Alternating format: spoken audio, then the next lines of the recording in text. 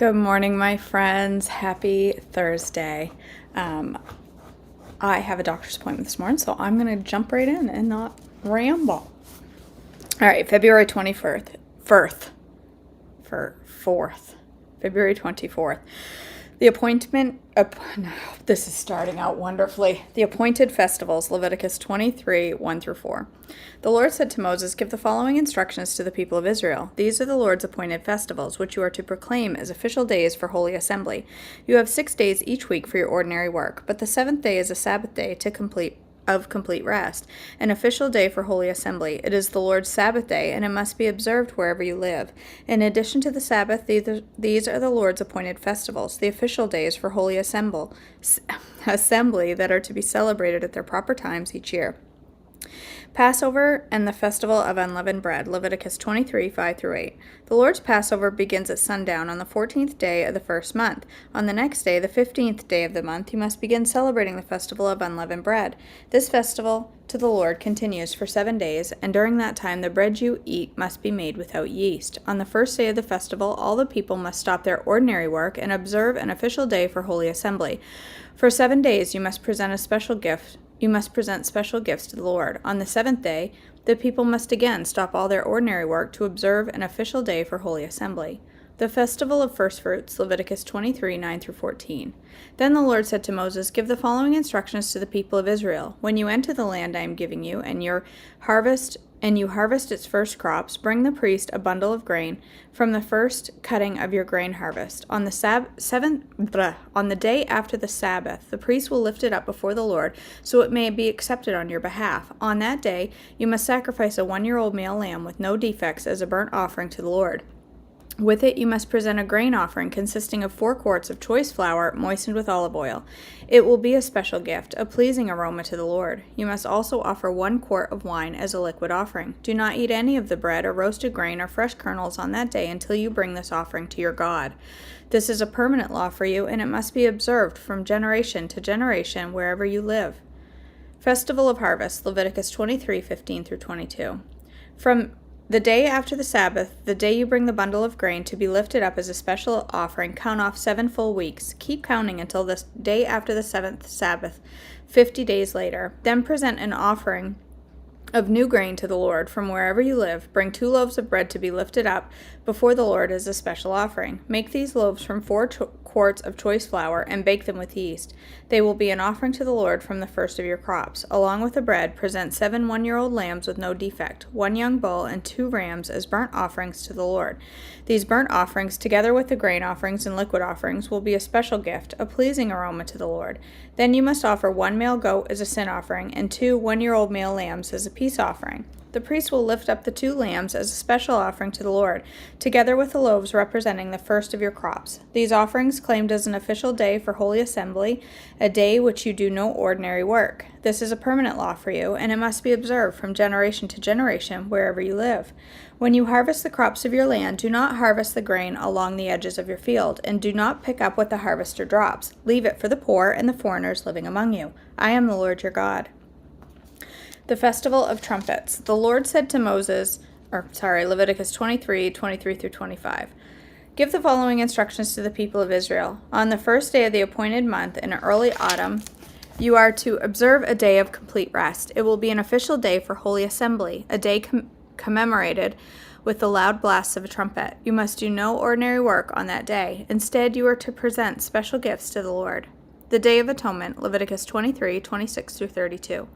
Then the Lord said to Moses, "Be careful to celebrate the Day of Atonement on the 10th day of that same month, 9 days after the Festival of Trumpets. You must observe it as an official day for the Holy Assembly, and a day to deny yourselves and present special gifts to the Lord. Do no work during the entire day, because it is a day of atonement, when offerings of purification are made for you, making it right with the Lord your God. All who do not deny themselves on that day will be cut off from God's people, and I will destroy anyone among you who does any work on that day. You must not do any work at all. This is a permanent law for you, and it must be observed from generation to generation, wherever you live. This will be a Sabbath day of complete rest for you, and on that day you must deny yourselves. This day of rest will begin at sundown on the 9th day of the month and extend until sundown on the 10th day. The festival of shelters, Leviticus 23:33-44. And the Lord said to Moses, "Give the following instructions to the people of Israel. Begin celebrating the festival of shelters on the 15th day of the appointed month, 5 days after the Day of Atonement. This festival to the Lord will last for 7 days. On the first day of the festival, you must proclaim an official day for holy assembly, when you do no ordinary work. For 7 days you must present special gifts to the Lord. The 8th day is another holy day on which you present special gifts to the Lord. This will be a solemn occasion, and no ordinary work may be done on that day. These are the Lord's appointed festivals. Celebrate them each year as an official day for holy assembly by presenting special gifts to the Lord, burnt offerings, grain offerings, sacrifices, and liquid offerings, each on its proper day. These festivals must be observed in addition to the Lord's regular Sabbath days, and the offerings are in addition to your personal gifts, the offerings you give to fulfill your vows, and the voluntary offerings you present to the Lord. Remember that this 7-day festival to the Lord, the festival of shelters, begins on the 15th day of the appointed month, after you have harvested all the produce of the land. The first day of the 8th day of the festival will be days of complete rest. On the first day, gather branches from magnificent trees, palm fronds, boughs from leafy trees, and willows that grow by the streams. Then celebrate with joy before the Lord your God for 7 days. You must observe this festival to the Lord for 7 days every year. This is a permanent law for you, and it must be observed in the appointed month, from generation to generation. For 7 days you must live outside in little shelters. All native-born Israelites must live in shelters. This will remind each new generation of Israelites that I made their ancestors live in shelters when I rescued them from the land of Egypt. I am the Lord your God. So Moses gave the Israelites these instructions regarding the annual festivals of the Lord. Pure oil and holy bread, Leviticus 24:1-9. The Lord said to Moses, "Command the people of Israel to bring you pure oil of pressed olives for the light, to keep the lamps burning continually. This is the lampstand that stands in the tabernacle in front of the inner curtain that shields the Ark of the Covenant. Aaron must keep the lamps burning in the Lord's presence all night. This is a permanent law for you, and it must be observed from generation to generation. Aaron and the priests must tend the lamps on the pure gold lampstand continually in the Lord's presence. You must bake 12 flat loaves of bread from choice flour, using 4 quarts of flour for each loaf. Place the bread before the Lord on the pure gold table and arrange the loaves in 2 stacks, with 6 loaves in each stack.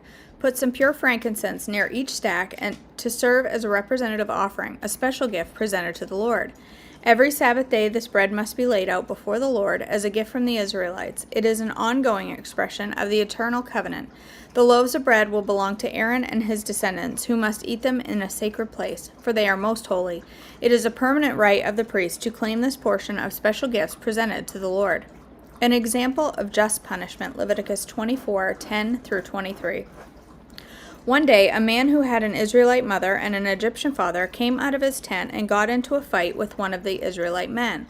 During the fight, the son of the Israelite woman blasphemed the name of the Lord with a curse. So the man was brought to Moses for judgment. His mother was Shelemith, the daughter of Dibri and of the tribe of Dan. They kept the man in custody until the Lord's will in the matter should become clear to them. Then the Lord said to Moses, "Take the blasphemer outside the camp and tell all those who heard the curse to lay their hands on his head. Then let the entire community stone him to death. Say to the people of Israel, those who curse their God will be punished for their sin. Anyone who blasphemes the name of the Lord must be stoned to death by the whole community of Israel. Any native-born Israelite or foreigner among you who blasphemes the name of the Lord must be put to death. Anyone who takes another person's life must be put to death. Anyone who kills another person's animal must pay for it in full, a live animal, for the animal that was killed. Anyone who injures another person must deal with it according to the injury, must be dealt with according to the injury inflicted. A fracture for a fracture, an eye for an eye, a tooth for a tooth. Whatever anyone does to injure another person must be paid back in kind. Whoever kills an animal must pay for it in full, but whoever kills another person must be put to death. This is the same standard that applies to both native-born Israelites and to the foreigners living among you. I am the Lord your God. After Moses gave all the instructions to the Israelites, they took the blasphemer outside the camp and stoned him to death. The Israelites did just as the Lord had commanded Moses. the Sabbath year, Leviticus 25, 1 through 7. While Moses was on Mount Sinai, the Lord said to him, "Give the following instructions to the people of Israel. When you have entered the land I am giving you, the land itself must observe a Sabbath rest before the Lord every seventh year. For 6 years you may plant your fields and prune your vineyards and harvest your crops, but during the 7th year the land must have a Sabbath year of complete rest. It is the Lord's Sabbath. Do not plant your fields or prune your vineyards during that year, and don't store away the crops that grow on their own, or gather the grapes from your unpruned vines. The land must have a year of complete rest, but you may eat whatever the land produces on its own during its Sabbath. This applies to you, your male and female servants, your hired workers, and your temporary residents living with you. Your livestock and the wild animals in your land will also be allowed to eat what the land produces." The year of Jubilee, Leviticus 25, 8 through 23. In addition, you must count off the 7 Sabbath years, 7 sets of 7 years, adding up to 49 years in all. Then, on the Day of Atonement in the 50th year, blow the ram's horn loud and long throughout the land. Set this year apart as holy, a time to proclaim freedom throughout the land for all who live there. It will be a Jubilee year for you, when each of you may return to the land that belonged to your ancestors and return to your own clan. This 50th year will be a Jubilee for you. During that year you must not plant your fields or store away any of the crops that grow on their own, and don't gather the grapes from your unpruned vines. It will be a Jubilee year for you, and you must keep it holy. But you may eat whatever the land produces on its own. In the year of Jubilee, each of you may return to the land that belonged to your ancestors. When you make an agreement with your neighbors to buy or sell property, you must not take advantage of each other. When you buy land from your neighbor, the price you pay must be based on the number of years since the last Jubilee. The seller must set the price by taking into account the number of years remaining until the next Jubilee year. The more years until the next Jubilee, the higher the price. The fewer the years, the lower the price. After all, the person selling the land is actually selling you a certain number of harvests. Show your fear of God by not taking advantage of each other. I am the Lord your God. If you want to live securely in the land, follow my decrees and obey my regulations. Then the land will yield large crops, and you will eat your fill and live securely in it. But you may ask, what will we eat during the 7th year, since we are not allowed to plant or harvest crops that year? Be assured that I will send my blessing to you in the 6th year, so the land will produce a crop large enough for 3 years. When you plant your field in the 8th year, you will still be eating from the large crop of the 6th year. In fact, you will still be eating from that large crop when the new crop is harvested in the 9th year. The land must never be sold on a permanent basis, for the land belongs to me. You are only foreigners and tenant farmers working for me. Okay. There we go. All right, let's do Trim Healthy Mama 100 Days of Inspiration, Day 55. Full-time ministry for God. God is the great shepherd, and we are the sheep of his pasture. He wants us to shepherd our little flock in the same way he shepherds his flock. God sees it as a very responsible task. When he speaks to the shepherds, he says, "I will require my flock at their hand," Ezekiel 34:10. We do not tend and shepherd our children for our sake. We do it for God's sake, and he holds us accountable. God warned the shepherds of Israel that they were feeding themselves instead of feeding their flock. Should not the shepherds feed the flock? He asks in Ezekiel 34:2. We can be tempted to feed our own desires, our own selfishness, our own covetousness for material possessions, or our own career. But God wants us to understand that our greatest career as a mother is to feed our flock. This doesn't only mean preparing meals for them, although it is important too. Tending a flock means we care for our children, body and soul and spirit. We feel responsible to feed the spirit with God's word as much as we feed their physical appetites. It means carrying them close to our heart, comforting, encouraging, leading, guiding, guarding, strengthening, and protecting. And it means constantly watching and praying over our children. This is a full-time ministry. Pining and whining. Has God brought you to new pastures, but you're still pining for the grass in the old fields? Are you focused on certain foods that you miss rather than what you can have now? God has provided God provided the children of Israel manna from heaven, yet they whined and pined for their old foods from Egypt, the very place that had enslaved them. You may no longer be eating your favorite box cereals, sugar-sweetened tea, or white crust pizza. But didn't they help to enslave your health and destroy your weight? List the foods you are enjoying now. Don't allow yourself to feel shortchanged that you no longer make a habit of those foods that were slowly killing your health. You are moving on. As the old hymn says, count your many blessings and name them one by one, and it will surprise you what the Lord has done. My body is not my boss. When I was all snuggled up in my cozy bed one night, ready to go to sleep, I thought, my body is not my boss. I'm sure I have associated this thought with food, since I have often given myself pep talks at night on how to do better. A light bulb. Now all I needed to do was write it down so that I didn't forget, but I didn't want to get up. But it came again. My body is not my boss. I knew if I was going to preach this line, I'd better live it. My body wanted to sleep, but I knew if I didn't write it down, I'd forget it by morning. So I showed my body who was boss. I got up and I sleepily wrote it down. Several days later, I realized there was more to this line. Yes, I have to show my body who's boss. But am I really the boss of my body? No, I'm not. God is. Our bodies are not even our own, 1 Corinthians 6:19-20, but we have a responsibility to take care of them. Okay. I like that section from Pearl because that has been the big mindset change for me right there. It's not about the foods that I can't have anymore. It's about the foods that I can have and about the foods that I want now and the foods that I need now. When I look at a bag of Doritos, okay, I love me some Doritos.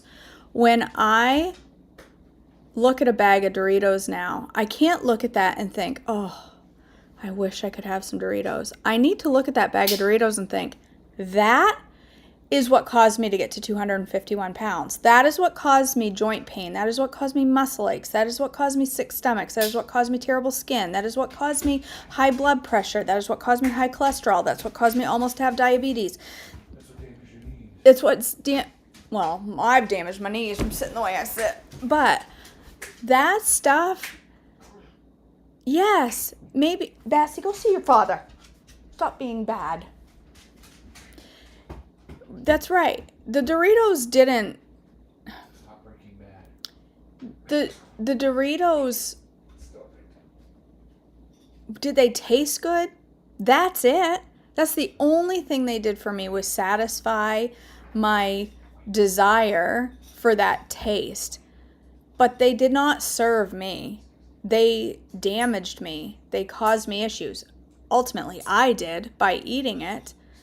But that food didn't heal my body. It didn't help my body at all. So I look at those foods now when I look at okay, ding dongs, ring dings, not ding dong, devil dogs, that's what they were called. When I look at devil dogs, for a long time I looked at those and think, oh, I can't eat those and I love them so much. I look at them now and I see poison. I smell poison. I smell chemicals. I look at those and they are he wants his breakfast. He could care less about going out. He's just thinking about his stomach. That's what I see now when I look at those foods. I see poison. You have to change your mindset to being, it's not about what you can't have. It's about what your body shouldn't have and the negative impacts that those foods have on your body and the damage it does to your cells. We wonder why there's so many people with cancer. Look at the ingredients in our food. I am 100% a believer that the reason our bodies are so full of cancer is it's sin. It's not just it's the chemicals in our food and in our environment and all that poison that we've put in our bodies over the years. And so I don't look at this. Look, I'm surrounded all the time, okay? All the time. This picture on the back of a s'mores no longer tempts me. I look at that and I see poison. that causes my body damage, that causes multiple medications and miserable feelings and feeling gross and feeling disgusting and feeling tired and anxious and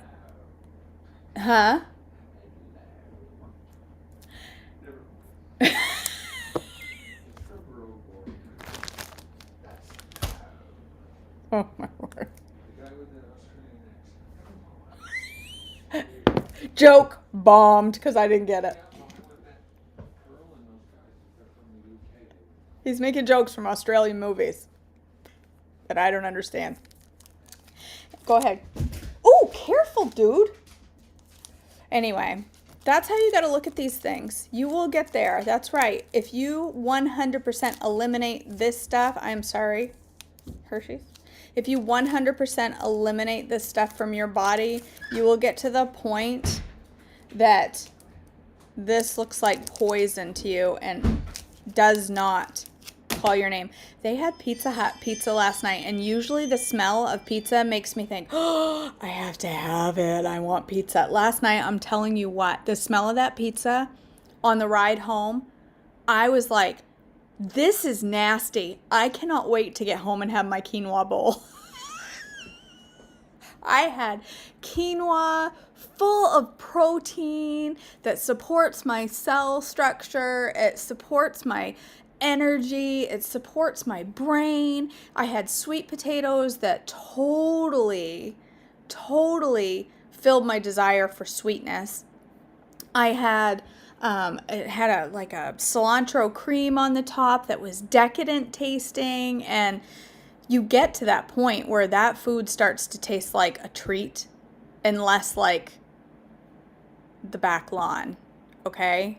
You get to that point, but it takes getting this stuff 100% out of your system.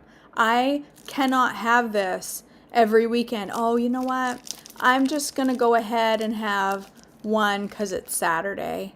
I'm just going to have myself a treat. If I continually feed my body little bits of this, I will continually want this stuff. No different. I say it over and over and over and over again, and I mean it with every ounce of my being. This is no different. A few bites of this into your body every week is no different than giving a crack addict just one hit every weekend. It's no different. That one hit every weekend leads you to want more the next day and the next day and the next day. You got to get rid of it. You got to ditch it. You don't need it. You don't want it. It's not good for you. It isn't even taste that good when you get it out of your system. That is enough of my serious conversation. I got to go to a doctor's appointment.